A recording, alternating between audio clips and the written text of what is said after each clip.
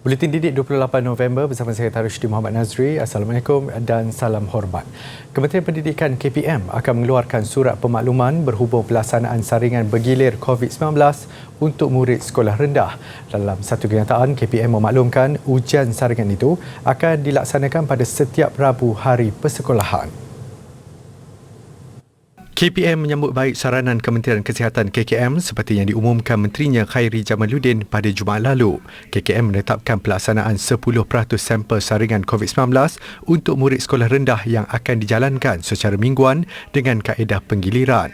Ia selaras dengan strategi pengujian COVID-19 kebangsaan NTS yang akan bermula esok bagi mengelakkan penularan kluster pendidikan. Tambah KPM, kit ujian kendiri COVID-19 telah dibekalkan ke sekolah rendah seperti mana tata cara pelaksanaan ujian kendiri COVID-19 yang tergandung dalam garis panduan pengurusan dan pengoperasian sekolah 3.0. Bagaimanapun, surat pemakluman akan dikeluarkan berhubung pelaksanaan saringan bergilir COVID-19. KPM turut menyarankan ketetapan ini juga terpakai di semua sekolah rendah institusi pendidikan swasta yang berdaftar di bawah KPM. Majlis Amanah Rakyat MARA akan mengadakan ujian khas kemasukan ke Maktab Rendah Sains MARA MRSM bagi pelajar tingkatan 1 dan 4 tahun 2022. Ujian kecenderungan kemasukan ke MRSM UKKM, ujian khas ulul albab dan ujian teknikal bagi tingkatan 1 dan 4 itu akan bermula pada 3 dan 4 Disember ini. Menurut Menteri Pembangunan Luar Bandar Datuk Seri Mahzir Khalid, calon akan dipanggil menduduki ujian itu secara berperingkat sehingga 30 Januari tahun depan. Semakan tarikh, masa dan tempat ujian boleh dilakukan secara dalam talian bermula jam 10 pagi esok. Selain itu, ibu bapa boleh menyemak melalui portal rasmi MARA serta akan menerima notifikasi menerusi sistem pesanan ringkas SMS atau email yang didaftarkan sewaktu permohonan. Calon tidak dibenarkan untuk membuat sebarang pertukaran tarikh, masa dan tempat ujian yang telah ditetapkan. Ujian akan diadakan di 61 pusat ujian terpilih membabitkan 53 MRSM di seluruh Malaysia dan 8 institusi pendidikan MARA IKMA yang lain di Selangor dan Negeri Sembilan. Calon UKKM akan dinilai berdasarkan subjek Bahasa Melayu, Bahasa Inggeris, Matematik, Sains dan Kepribadian. MARA menerima sejumlah 57,122 permohonan untuk ke tingkatan 1, manakala untuk tingkatan 4 pula sebanyak 17,350 permohonan bagi sesi persekolahan tahun depan. Aktiviti hujung minggu pelajar Sekolah Kebangsaan Kampung Empila, Kota Samarahan, Sarawak dimanfaatkan dengan menghadiri majlis penutupan Bulan Bahasa Kebangsaan peringkat sekolah. Biarpun lebih sebulan program itu melabuhkan tirai, majlis yang dianjurkan secara dalam talian itu masih menjadi tumpuan ramai warga sekolah yang menjadi peserta bagi pelbagai aktiviti yang dianjurkan. Selain gimik penutupan yang mencerminkan kepelbagaian kaum dan etnik di Malaysia, program dimeriahkan dengan pengumuman pemenang bagi pelbagai pertandingan yang dijalankan sepanjang 14 Ogos hingga 10 Oktober lalu. Biarpun berdepan cabaran COVID-19 yang mengehadkan kebanyakan aktiviti, pertandingan yang dianjurkan mendapat sambutan yang amat menggalakkan daripada murid-murid, ibu bapa serta guru-guru. Bagi pihak pentadbir sekolah, saya mengucapkan tahniah dan ribuan terima kasih terutama sekali kepada semua jawatan kuasa yang telah bertungkus lumus menganjurkan program ini dan juga sokongan yang tidak terhingga daripada PIBG dan juga para ibu bapa sekalian. Ya. Mudah-mudahan dengan bantuan anda semua akan dirahmati oleh Allah SWT sehingga ianya membuahkan hasil yang baik supaya anak-anak kita, anak yang berbakat dan berketerampilan di masa akan datang. Seperti juga program-program yang lain, kita menggunakan kaedah webinar di mana secara online, tetapi tetap juga kita masih menganjurkan aktiviti-aktiviti untuk sambutan program Bulan Bahasa untuk tahun 2021 ini. Tahniah sekali lagi kepada semua AJK. Aktiviti-aktiviti yang dijalankan bukan sahaja bertujuan menyemai kecintaan terhadap bahasa kebangsaan, malah mengeratkan dan memperkukuh perpaduan bangsa. Penyertaan warga sekolah dalam aktiviti-aktiviti yang dilaksanakan membuktikan kecintaan terhadap bahasa serta semangat jati diri yang tinggi tak kala negara berdepan cabaran pandemik. Bagi melahirkan tenaga kerja yang berkemahiran, pendidikan awal kepada kanak-kanak adalah penting seawal usia. Akademi Dunia Dinamik komited dengan meningkatkan kemahiran dan kepakaran guru serta ibu bapa, juga pengusaha taska dan tadika untuk menjadi medium penyampaian berkesan dalam pendidikan anak-anak. Menjadikan pelajar 16 tahun ke atas sebagai golongan sasaran, Akademi Dunia Dinamik mengembangkan bidang akademik dengan menawarkan CJ Kemahiran Malaysia yang diiktiraf Jabatan Pembangunan Kemahiran Kementerian Sumber Manusia. Ia bagi melahirkan tenaga kerja berkemahiran tinggi untuk menampung keperluan industri dengan menyediakan tempat latihan dual nasional. Melihatkan kepada perubahan persekitaran sama ada dalam negara ataupun secara global. Dan contohnya sekiranya sijil-sijil kemahiran yang diberikan, yang disediakan di bawah Akademi Dunia Dinamik ini kepada tenaga pengajar, maka pembentukan pelajaran atau silibus kepada anak-anak ataupun kepada mereka yang masih kecil ni akan menjadi lebih berstruktur, lebih tersusun dan menepati keperluan tenaga atau bakat tempatan yang diperlukan di masa hadapan. Selain menawarkan program yang memberi pendedahan kepada ibu bapa, guru-guru dan orang awam untuk mengurus proses perkembangan anak-anak, Akademi Dunia Dinamik juga berperanan membantu usahawan taska dan tadika menguruskan perniagaan mereka secara lebih teratur. Seiring dengan perubahan corak pendidikan negara ketika ini, kursus-kursus di Akademi Dunia Dinamik juga dapat meningkatkan kemahiran tertentu dalam sesi pengajaran, khususnya PDPR. Kita faham keperluan dalam bidang teknologi, di mana guru-guru perlu upgrade diri diorang untuk buat video-video pendek untuk kuis kan. Jadi dekat situ kita sendiri menganjurkan kursus-kursus video editing bagi membantu para guru membuat PDPR di rumah bersama dengan kanak-kanak yang kita tahu kanak-kanak ni dia punya fokus 2 or 3 minutes je, 2-3 minit je kan. Jadi bila kita menggunakan teknologi dapat menarik minat at least sehingga 15 minit, mana yang kita sasarkan dapat deliver lah dengan betul. Kepelbagaian program yang dirancang di Akademi Dunia Dinamik diharapkan dapat meningkatkan penguasaan teknologi, bahasa dan kemahiran tertentu agar membawa kepada kemampanan ekonomi negara, khususnya pelaburan perdagangan.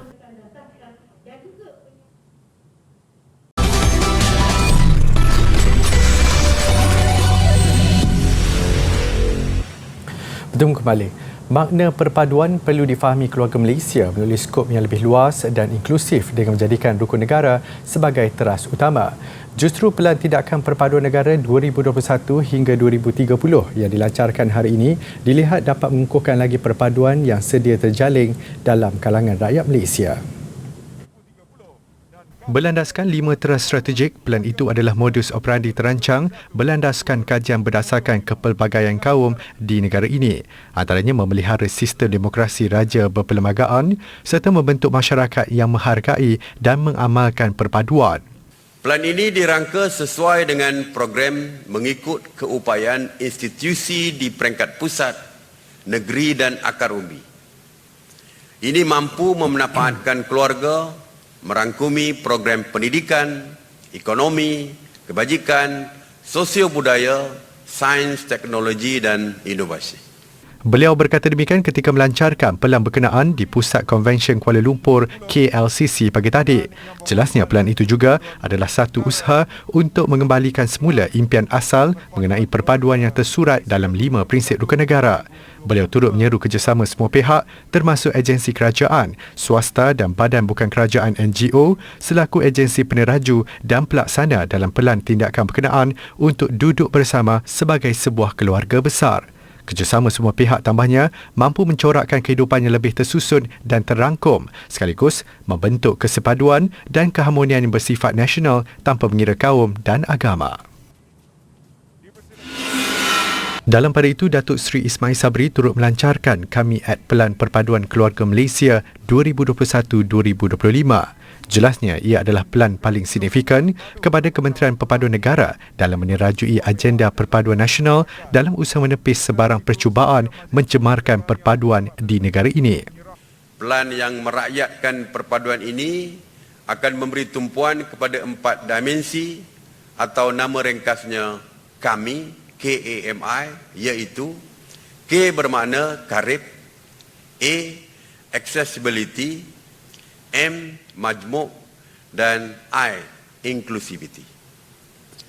Plan ini dirangka berdasarkan satu kajian yang melibatkan rakyat daripada pelbagai lapisan masyarakat di seluruh negara. Tambahnya, pendedahan itu signifikan agar masyarakat berlainan etnik dapat mengawal percakapan dan perbuatan yang menyentuh sensitiviti agama serta budaya etnik lain sehingga sering menjadi pencetus reaksi negatif. Impian kemakmuran bersama keluarga Malaysia juga adalah asas kepada kestabilan politik, ekonomi dan sosial negara.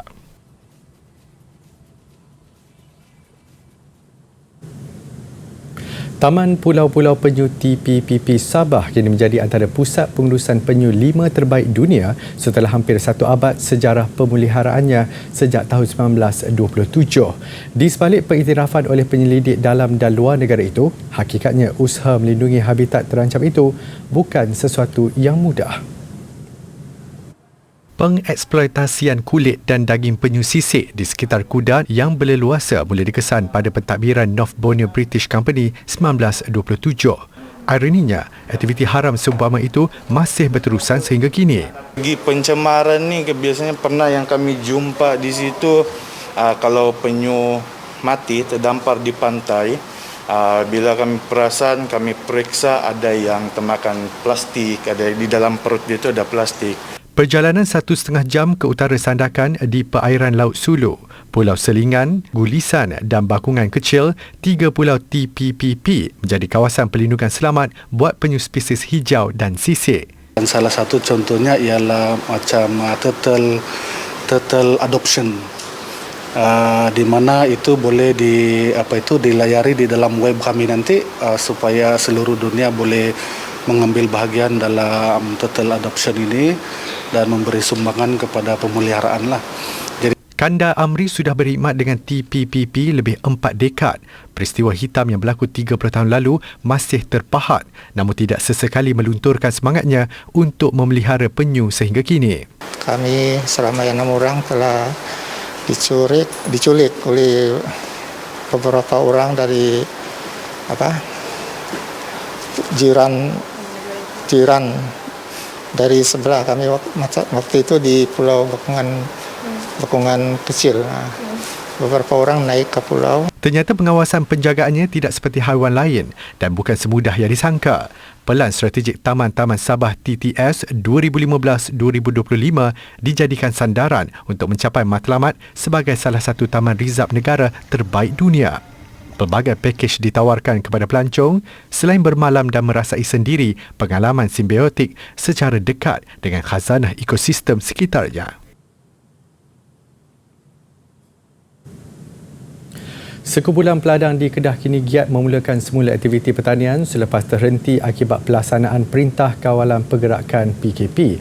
Tanah seluas kira-kira 16 hektar di zon penampan ladang solar Edra itu diusahakan untuk tanaman nenas dan bakal menjadi pendapatan serta mewujudkan peluang pekerjaan bagi masyarakat di Kuala Ketil. Menurut Pengurus Besar Pertubuhan Peladang Kawasan Kuala Ketil, Muhammad Syafiz Zakaria, buat permulaan PPK Kuala Ketil memberi tumpuan kepada tanaman nenas jenis Morris. Saya nampak benda ni potensi ini sangat kuat, di mana apabila kita buat projek di sini, kita dapat membuka peluang-peluang untuk kerja lah kepada penduduk-penduduk setempat lah, untuk membantu dalam penanaman nanah ni. Jadi lepas tu dari segi pasaran pun kita boleh supply kepada penduduk-penduduk market-market borong di sekitar ni lah, dan yang terdekat lah seperti di Penang, di Alustar, macam lah. Bagi ahli peladang Khalid Cik Soh, nenas Morris sesuai ditanam di sini untuk dikembangkan dan mendapat lebih hasil selepas tempoh matang. Nenah ni sebab Edra dah bagi kat kita lah tanah ni untuk diusahakan. Jadi kami sebagai ahli peladang lah, jadi cuba dengan nenah, sebab nenah ni dia ada potensi lah, ada harga. Inisiatif untuk membangunkan komuniti Kuala Ketil ini untuk manfaat bersama selaras dengan konsep keluarga Malaysia memberi bantuan dan peluang kepada semua.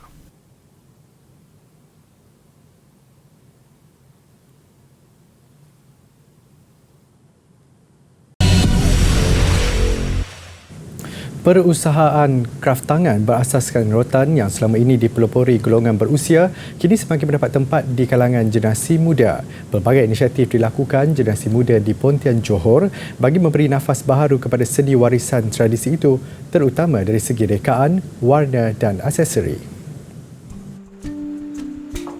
Inisiatif ini telah dilakukan sejak beberapa tahun lalu sebagai usaha memberi nafas baharu kepada produk kraft tangan berasaskan rotan. Ia termasuk produk pek tangan, bekas simpanan pakaian, bakul bayi dan cenderahati. Idea dicetuskan sebagai nilai tambah kepada produk sedia ada seperti tudung saji dan bakul bertangkai. Salah seorang pengusaha kraft tangan, Nur Futiha Saliman, 33 tahun berkata, penglibatannya bukan sekadar menambah pendapatan, sebaliknya memastikan seni warisan orang Melayu itu tidak pupus di telan zaman. Pada masa ni, orang muda ni dia kurang berminat dalam bidang kraft. Okey, macam kat negeri lain pun macam anak-anak muda memang tak berminat. So saya fikir daripada orang tak menyambungkan, bila makin lama akan pupus, so saya teruskanlah. Sebab macam kat Johor ni memang pembuat memang kurang. Okey, kalau ikutkan, kalau orang dulu fikir kan macam rotan ni memang untuk bakul, untuk turun saji. Okey, saya sebagai orang muda saya boleh mengolah. Contohnya beg tangan, untuk aksesori, tapi kita tambah dengan ni lah, kita macam aksesori lain untuk ni lah, menambah nilai lagi. Bakatnya diwarisi dari ibu bapanya Saliman Sangit 80 tahun dan Mi Jasinan 73 tahun. Semua produk yang dihasilkan di bengkel bersebelahan rumahnya di Kayu Ara Pasung, Pontian. Meskipun permintaan terhadap kraft tangan terkesan akibat pandemik COVID-19, Nur Futiha bertekad memastikan seni warisan itu tidak akan terkubur. Kena buat dululah, kena cuba dahulu. Sebabnya kalau kita nak tiba-tiba rasa minat tu rasanya mustahil lah kan. Jadi kita cuba dulu. Dan kalau bukan kita, siapa lagi kan. Jadi saya fikir itulah, orang kata selain orang kata untuk pendapatan, dalam pada masa lama kita juga adalah penerus bagi orang kata macam untuk seni warisan ni. Jadi kalau tak ada kita, mungkin seni ni akan habis kat situ je kan. Jadi rugilah. Kerajaan sentiasa memberi sokongan dalam memelihara warisan negara ini. Sebagai contoh, Kraft Tangan Malaysia telah membangunkan 4 inisiatif digitalisasi secara berperingkat sebagai usaha membantu usahawan kraft tangan. Antara inisiatif lain seperti eCraft Bazaar, MyCraft Shop, aplikasi Craft on the Go dan Google Arts and Culture. Jika berkunjung ke Sarawak, bubur pedas antara masakan yang perlu dicuba. Terkenal sebagai juadah tradisi masyarakat Melayu Sarawak, bubur pedas bukan sahaja membuka selera, malah berkhasiat kerana ramuan rempah ratus yang terkandung di dalamnya. Bergantung kepada pembuatnya, ramuan rempah untuk bubur pedas Sarawak ada pelbagai jenis. Menurut Jamayah Ujang, pengusaha bumbu bubur pedas di Kampung Lalang Debak di Betong, dia menggunakan bahan seperti beras, jintan manis, jintan putih, cili kering, halia, serai, lengkuas serta biji ketumbar ketika membuat bubur pedas. Dia yang mempelajari cara membuat bumbu berkenaan daripada ibunya berkata, semua bahan akan digoreng tanpa minyak sehingga kekuningan. Setelah sejuk, bahan akan ditumbuk dengan menggunakan lesung sehingga halus. Kerana keistimewaannya, Jamayah serta ramai lagi pengusaha lain turut menjual bumbu bubur pedas yang belum dimasak. Setiap pagi pun ada orang order beli bumbu beras. Okey, orang belah daging ayam, daging sapi, saya pun boleh pakai bumbu beras tu lah. Secara am, ramuan rempah atau di Sarawak biasanya dipanggil bumbu inilah yang memberi identiti kepada bubur pedas Sarawak. Malah kerana keistimewaannya jugalah, di beberapa kawasan di Sarawak, bubur pedas turut dikenali dengan nama bumbu bubur pedas. Kebiasaannya, bubur pedas Sarawak popular ketika bulan Ramadan. Sesuai peredaran zaman dan kerana keenakannya, bubur pedas Sarawak boleh dinikmati pada bila-bila masa dan banyak dijual di kedai makan. Bila-bila masalah, bila kita masak kita nak gunanya pun boleh. Semestinya kita bulan puasa je, kita boleh makan. Boleh pakai hari-hari juga. Kebiasaannya? Biasanya kita selalu guna bulan puasa. Untuk membuat bubur pedas Sarawak, pertama, tumis bahan yang telah dikisar seperti bawang merah, bawang putih, halia dan cili kering. Setelah naik bau, masukkan serbuk kari dan serbuk cili. Diikuti bumbu bubur pedas dan masak sehingga pecah minyak. Selepas itu, baru masukkan bahan-bahan pilihan seperti ayam, daging atau sayur-sayuran. Tidak seperti namanya, bubur pedas Sarawak sesuai dimakan bersama nasi panas.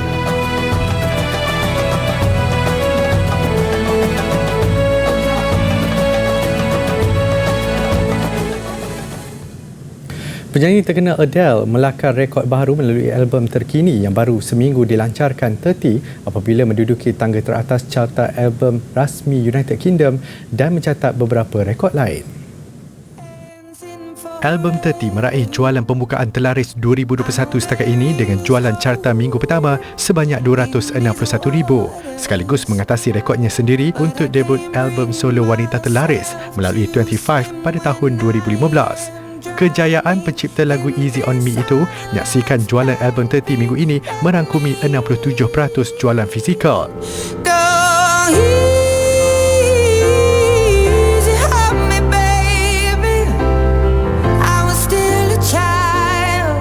Ia juga merupakan album paling banyak di stream minggu ini dengan 55.7 juta kali dimainkan. Adele kini memiliki 4 album nombor 1 United Kingdom yang setiap satunya menduduki carta teratas. Dalam carta single, Adele meraih tempat kedua untuk Oh My God. So go easy on me.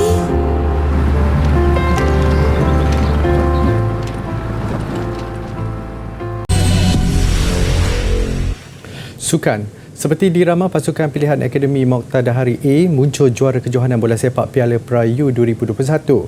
Ia selepas semalam menewaskan pasukan bola sepak Universiti Malaysia MUFT dengan kemenangan besar 5-1. Beraksi di laman sendiri dengan membawa rekod tanpa kalah dalam edisi sulung ini, pastinya pasukan AMDA dilabel pasukan pilihan. Minit ke-9 mereka sudah di depan menerusi gol Abdul Rahman Daud yang turut mengumpul gol ke-9 di kejohanan ini. Minit ke-27, AMD mengukuhkan kedudukan hasil jaringan Muhammad Azafrul Farish Azman. Kelekaan AMD kemudian membawa padah apabila MUFT merapatkan kedudukan melalui Amjad Fayyad Nasharuddin. Namun AMD kembali mendapat rentak dan kali ini giliran Adam Farhan Faizal untuk gol ketiga tuan rumah. Bersambung babak kedua, AMD terpaksa menanti penghujung permainan bagi menambah 2 gol. Jaringan Abdul Rahman Daud pada minit ke-90 meletakkan AMD terus menguasai aksi dengan keputusan semasa 4-1. Sebelum Muhammad Daniel Haikal menambah derita Universiti Malaysia untuk keputusan penuh 5-1. Beralih ke saingan bola sepak Bundesliga, Bayern Munich terus mengukuhkan kedudukan di pesada Liga Jerman yang selepas mencatat kemenangan tipis 1-0 ke atas Arminia Bielefeld.